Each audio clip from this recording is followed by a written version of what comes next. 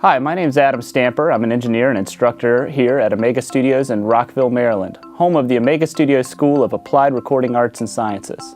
Have you ever wondered how that realistic acoustic grand piano patch got into your keyboard or software sampler in the first place? Well, today we're going to demonstrate the principles of multisampling in Omega Studio A. Multisampling is the process of recording multiple notes across the musical range of an instrument in order to then more accurately recreate that instrument on a keyboard or software sampler. For example, I could just sample one note of an acoustic grand piano, say middle C, and then load that into my sampler onto middle C. I could then assign the key range of that sample across the entire keyboard, and if I played up or down from middle C, it would pitch that note up or down accordingly. If I play in the middle range, this may sound okay, but as I play more and more away from middle C, the artifacts that are introduced by pitch shifting are going to make this instrument sound much less realistic. So this is where multisampling comes in. If I sample more notes across the range of the instrument, I can now more accurately represent it. For our example, we'll be using Omega's Yamaha marimba, and I'll be assisted by one of our recent graduates and amazing interns, Chase Illig.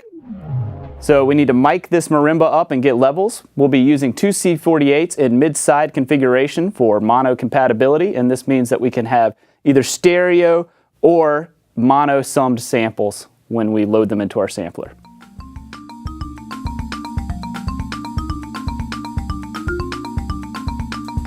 So now we've gotten levels and we just need to record our samples. I'm going to have Chase play a C and an F sharp on each octave. That'll give us 1, 2, 3, 4, 5, 6 spaces in between the two notes, and we'll have equal spacing between all the notes on the marimba.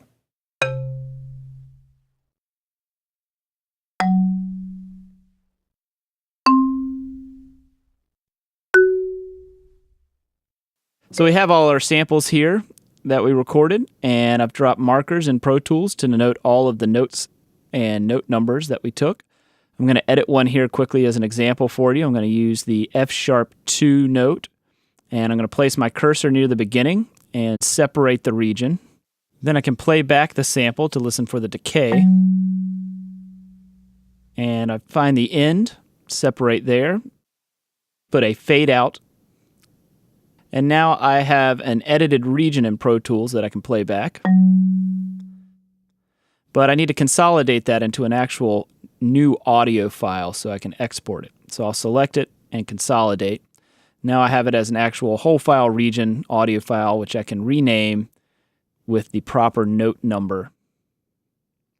And it's ready to export. I'll do this to the rest of the samples and export them to one folder, which I can later import into my sampler. So the sampler we'll be using today is a software sampler made by Avid called Structure, and I've already created a part up here named marimba, and I'll import my first sample into here, the C1 note. Then I need to assign that C1 to the proper key, so I'm going to drag it over onto the C1 shown on the keyboard down here and check that the root note is set properly. I'll continue this process for the remainder of the samples. So I've laid out all the samples and assigned the proper root key, but I have spaces in between that I need to fill in by extending the key range. So the low note, the C1, I'm going to extend all the way down since there's no samples below that, and the top note I'll extend up since there's no samples above that. For the remaining samples, I'll need to fill in the 5 spaces that are in between each note. So I will extend the key ranges up 3 semitones and down 2. So again, each one will be down 2 and up 3. And I'll continue this process for the rest of the samples. So now that all my samples have been mapped out across the keyboard, I'm going to do a little test here and play back a MIDI track that I made earlier. That's going to trigger the samples, but you can hear that the samples are being cut short. So I'm going to select all of them and lengthen their release times in the amp envelope. And then I'll just provide a little makeup gain from the amp section. And we're good to go.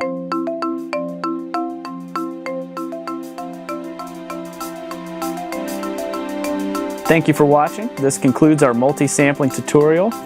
If this information interests you or other subject matters of this nature, please visit omegastudiosschool.edu for more information on the school.